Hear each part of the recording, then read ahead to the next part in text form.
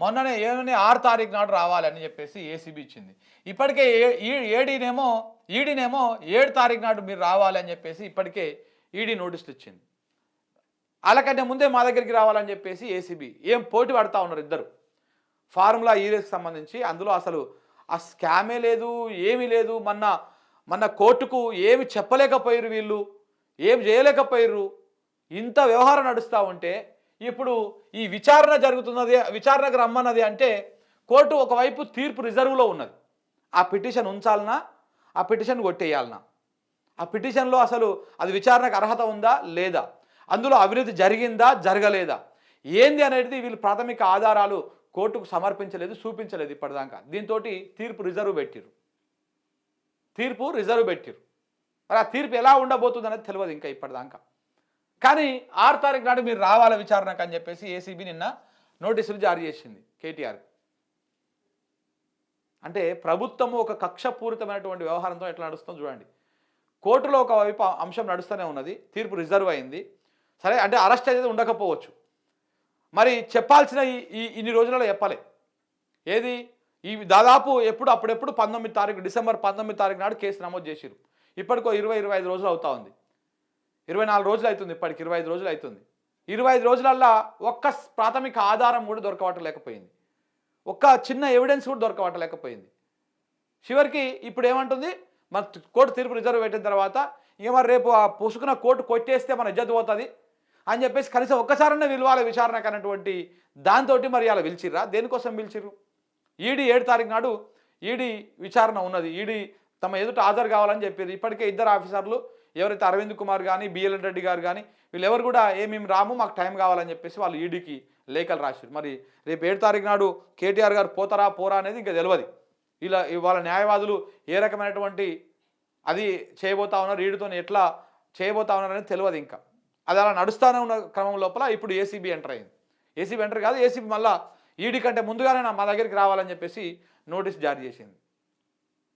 ఒకవేళ నిజంగా ఏసీబీ దగ్గర ఆధారాలే ఉంటే మరి ఆ ఆధారాలు ఎందుకు కోర్టుకు సమర్పించలేకపోయారు? ఇప్పుడు ఆ ఆధారాల కోసమే ప్రయత్నం. ఏదో ఒక స్టేట్మెంట్ రికార్డ్ చేయాలి కదా, ఆయనతో మాట్లాడిపించి ఏదో ఒక స్టేట్మెంట్ రికార్డ్ చేయాలి. నాకు తెలిసి ఈ విచారణకు పోకపోవడం అంటే పోకపోతుండొచ్చు మేబీ వీళ్ళ లాయర్లు వీళ్ళ సలహా మేరకు. ఎందుకంటే కోర్టు తీర్పు వచ్చినాక దాని లెక్క ప్రకారము చూద్దాం. ఇప్పుడు కోర్టు తీర్పు ఆల్రెడీ రిజర్వ్లో పెట్టింది.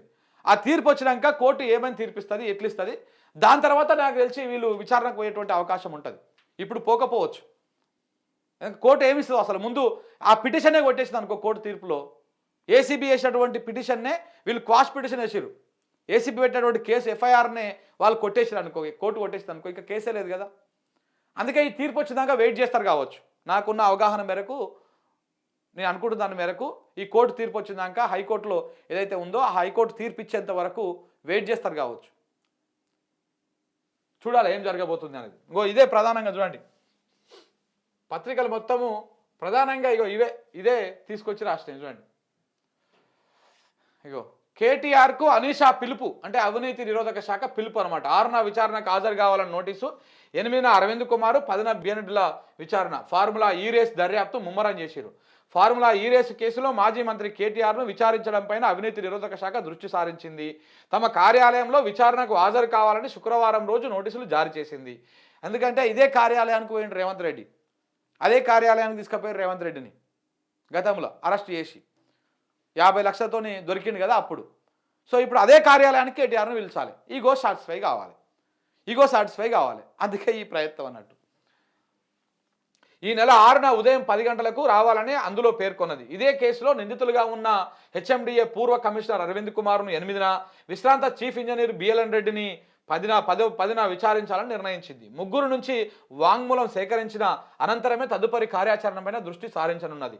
ఫార్ములా ఈ రేసు నిర్వహణ నిమిత్తం లండన్లోని ఫార్ములా ఆపరేషన్స్ అంటే ఎఫ్ఈఓకు 2 విడతలుగా సుమారు 46 కోట్ల చెల్లింపులో ఉల్లంఘనలు జరిగాయంటూ ఎంఏయుడి ముఖ్య కార్యదర్శి దానకిషోర్ ఇచ్చిన ఫిర్యాదు పైన ఏసీబీ గత నెల 19న ఎఫ్ఐఆర్ నమోదు చేసి దర్యాప్తు ఆరంభించిన సంగతి తెలిసిందే.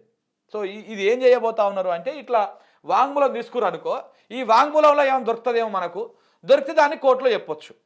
ఈ రకమైనటువంటి ప్రయత్నం. ఇక్కడ వార్త ఇగో అందులో కేటీఆర్ను ప్రధాన నిందితుడిగా పేర్కొంది.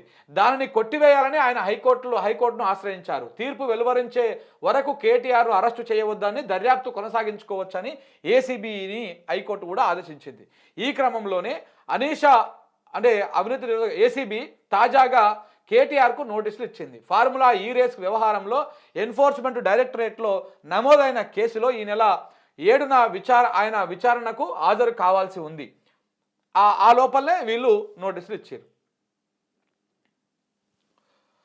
హైదరాబాదులో ఫార్ములా ఈ రేసు 9, 10, 11, 12 సీజన్ల నిర్వహణకు తొలి MUD FEO Ace Gen Next private limited మధ్య త్రైమాక్సిక అంటే మొదటి ఒప్పందం కుదిరింది. ఇందులో ఎస్ నెక్స్ట్ జెన్ స్పాన్సర్ 9వ సీజన్ అయిపోగానే తమకు నష్టం వాటిల్లిందంటూ అది ఒప్పందం నుంచి వైదొలిగింది. మిగిలిన సీజన్ల రుసుము చెల్లింపు బాధ్యతను ప్రభుత్వమే చేపట్టే అంశం పైన ఎఫ్ఈఓ ప్రతినిధులు, మున్సిపల్ శాఖ అధికారుల మధ్య చర్చ జరిగింది. అనంతరము రేసుల నిర్వహణ నిమిత్తము 160 కోట్లకు పరిపాలనా అనుమతుల కోసము హెచ్ఎండిఏ అప్పటి కమిషనర్ హోదాలో అరవింద్ కుమార్ 2023 సెప్టెంబర్లో 27న నోటిఫై సిద్ధం చేశారు. మొదటి వాయిదా చెల్లింపు అభ్యర్థనతోటి హెచ్ఎండిఏ నోట్ ఫైల్ను మున్సిపల్ శాఖ మంత్రి హోదాలో కేటీఆర్ అప్పట్లో దాన్ని ఆమోదించే విషయంలో ఫైల్ను మున్సిపల్ శాఖ సెక్రటరేట్కు అంటే మున్సిపల్ శాఖకు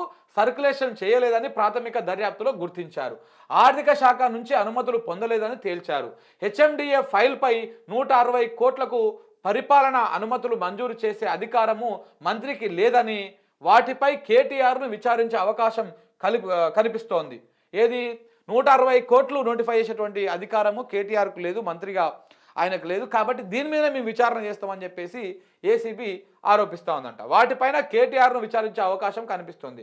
విదేశీ సంస్థకు సొమ్ము చెల్లించే అంశం ఆర్బీఐ నిబంధనలను ఎందుకు ఉల్లంఘించాల్సి వచ్చిందని ప్రశ్నించనున్నట్లు సమాచారం. సీజన్ 10 కోసము ఎస్ నెక్స్ట్ జెన్ స్పాన్సర్గా ఎఫ్ఈఓ రుసుం చెల్లించకుండానే ఒప్పందాన్ని రద్దు చేసుకుంటే చర్యలు ఎందుకు చేపట్టలేదని ప్రశ్నించే అవకాశం ఉన్నట్టుగా తెలుస్తోంది. సో ఏదో ఒక విధంగా తిప్పి ఆయన అందులో ఇరికియాలి కాబట్టి ఈ రకమైనటువంటి ప్రయత్నాల కోసం వాళ్ళు అది చేస్తూ ఉన్నారు.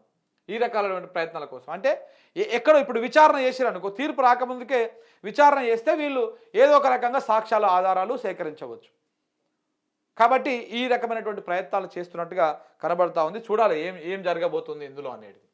వీళ్ళు కూడా ఇదే రాశారు చూడు పెద్దగా. విచారణకు వేలాయే ఈ నెల 6వ తేదీ ఉదయం 10 గంటలకు హాజరు కండి. ఫార్ములా ఈ కార్ రేసు కేసులో కేటీఆర్కు ఏసీబీ నోటీసు. 7న రావాలంటూ అరవింద్ కుమార్, బిఎల్ఎన్ రెడ్డికి కూడా నోటీసులు ఇచ్చారు. ఒప్పందాలు, చాటింగ్లు, ఈమెయిల్స్ ఆధారంగా విచారణ. ఇప్పటికే కేటీఆర్ను 7వ తారీఖు విచారణకు రావాలన్న ఈడీ న్యాయవాదులతో కేటీఆర్ బృందం సుదీర్ఘ చర్చలు. క్వాష్ పిటిషన్ పైన ఉత్కంఠ. ఏం జరగబోతున్నది ఆ తీర్పు మీద కూడా ఒక ఉత్కంఠ ఉన్నది. సో చూడాలి. అంటే ఒకవైపు ఈడీ మనం ఒక వార్త కూడా రాసినాం, మీకు గుర్తే ఉంటుంది.